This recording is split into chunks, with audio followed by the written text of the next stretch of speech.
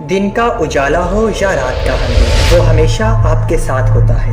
نظر نہ آنے والی وہ خوفناک مخلوق ہمارے ساتھ کیوں ہوتی ہے، اور وہ ہم سے کیا چاہتی ہے؟ اگر وہ آپ کے سامنے آ جائے تو آپ کیا کریں گے؟ تو آج ہم بتائیں گے اس مخلوق کے بارے میں جو پیدائش سے لے کر موت تک ہمارا ساتھی ہوتا ہے۔ ہمزاد دراصل ایک قسم کا شیطان ہے۔ جب بھی انسان کے یہاں کسی بچے کی پیدائش ہوتی ہے تو اس کے ساتھ ایک جن اور ایک فرشتہ بھی پیدا ہوتا ہے۔ اس جن کو عربی میں وساوس اور فارسی میں ہمزاد کہتے ہیں۔ یہ انسان کو بری عادتوں کی ترغیب دیتا ہے اور ہمیشہ اس کے ساتھ رہتا ہے۔ ہمزاد شکل و صورت میں بالکل اسی انسان کا مشابہ ہوتا ہے جس کے ساتھ وہ پیدا ہوا ہو۔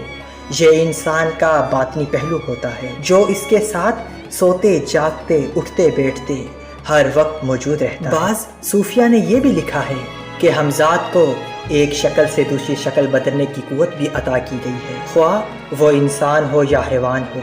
جب انسان مرتا ہے تو وہ ہمزاد تمام یادوں، مصیبتوں، نفرتوں، شکلوں و احساس کے ساتھ اس کے جسم کو چھوڑ کر کسی دوسری جگہ منتقل ہو جاتا ہے۔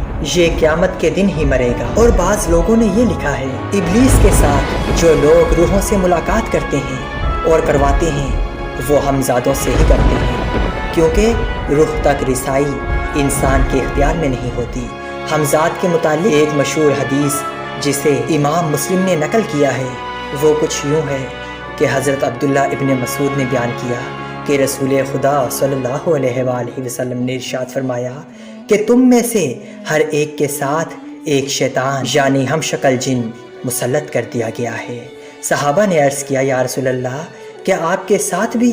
تو آپ صلی اللہ علیہ وآلہ وسلم نے فرمایا میرے ساتھ بھی، لیکن اللہ نے اس کے مقابلے میں میری مدد فرمائی، وہ مسلمان ہو گیا اور وہ مجھے خیر کے سوا کوئی بات نہیں کہتا۔ قرآن و حدیث کے مطابق جنات اور شیطان غیب کی خبریں جانتے ہیں اور خبریں جاننے کے لیے سیڑھی کی طرح آسمان کی طرف جاتے ہیں تاکہ اللہ پاک جو اپنے فرشتوں کو وہی بیان کرتا ہے اس کو چھپ کر سن لیں، اور اس وقت اللہ کے حکم سے ان پر شہاب ثاقب گرتے ہیں جس سے یہ بھاگ کھڑے ہوتے ہیں۔ یہ شیطان دراصل ہمزاد ہوتے ہیں جو عاملین کے ذریعے بھیجے گئے ہوتے ہیں تاکہ وہ ماضی یا مستقبل کی خبریں لا کر سنائیں۔ ہمزاد سے رابطہ ایک علمی فن ہے جسے قابو کرنے کے لیے خاص وظائف اور چیلے کاٹنے پڑتے ہیں۔ بعض عالمین نے خود اپنے ہمزادوں کو قابو کرنے کا دعویٰ کیا ہے، لیکن ہمزاد کو قابو کرنا بہت مشکل کام ہے اور اکثر اس بات کے دعوے دار جھوٹے اور مکار لوگ ہوتے ہیں۔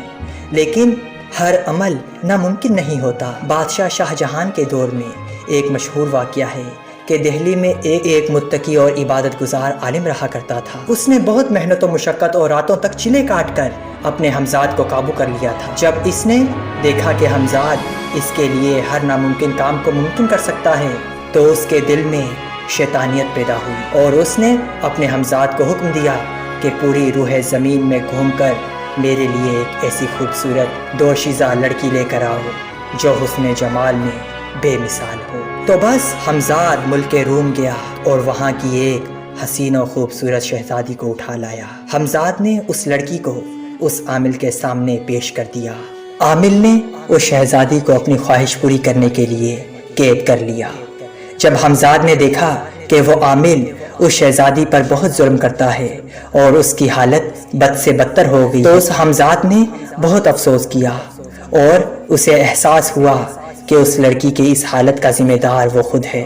لہٰذا ایک دن اس نے اس لڑکی سے کہا کہ میں تجھے اس ظالم سے آزاد کرواؤں گا اور اس کا کام تمام کر دوں گا۔ ہمزاد نے شہزادی سے کہا کہ وہ عامل جب کمرے میں آئے تو اس کے آنے سے قبل اس کے کمرے میں رکھے پانی کے گھڑے کو زمین میں ہنڈیل دینا۔ دراصل اس ہمزاد اور عامل کے درمیان یہ معاہدہ تھا کہ وہ کبھی ناپاکی کی حالت میں نہیں رہے گا، اس لیے عامل سونے سے قبل اپنے بستر کے چاروں طرف احصار کھینچ دیتا۔ ہمزاد اس احصار کے اندر نہ آ سکتا تھا اور نہ ہی وہ اس عامل کو سوتے وقت کوئی نقصان پہنچا سکتا تھا۔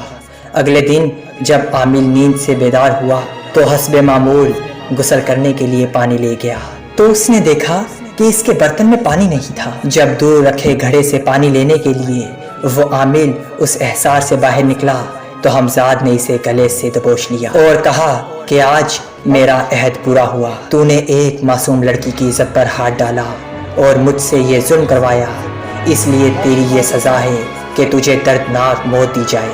یہ کہہ کر حمزاد نے اس عامل کو چھت کی دیوار سے اس کا سر پھٹ گیا اور وہ لہو لہان ہو گیا اور کچھ دیر بعد تڑپ تڑپ کر مر گیا۔ اس طرح بہت سے عالمین ہیں جو حمزاد سے غیر شرعی اور حرام کام کرواتے ہیں، لیکن وہ حمزاد کے غضب کا شکار ہوتے ہیں تو ان کا انجام عبرتناک ہو جاتا ہے۔ ناجائز کاموں میں حمزاد کی مدد لینا، کوئی حرام فعل کرنے کی نیت سے حمزاد کو قابو کرنا یا مال و دولت کی لالچ وغیرہ کے لیے حمزاد سے کام نکلوانا نہ صرف انسان کو دنیا میں تباہ و برباد کرتا ہے بلکہ اس کے لیے آخرت میں بھی دردناک عذاب ہوتا ہے۔ قرآن پاک میں حضرت سلیمان علیہ السلام کی ایک بہترین مثال ملتی ہے، جنہیں اللہ نے جناتوں پر حکومت عطا فرمائی تھی۔ جنات حضرت سلیمان علیہ السلام کے تابع تھے، لیکن حضرت سلیمان علیہ السلام نے ان جناتوں سے ناجائز کام لینے کے بجائے مسجد تعمیر کروائی اور لوگوں کی فلاح کے لیے اچھے کام کروائے۔ یہ ان لوگوں کے لیے ایک مثال ہے جو حمزاد اور شیاطین کو قابو کر کے انہیں غلط کاموں کا ذریعہ بناتے ہیں اور اپنی خواہش کے لیے اپنے پاس رکھتے ہیں۔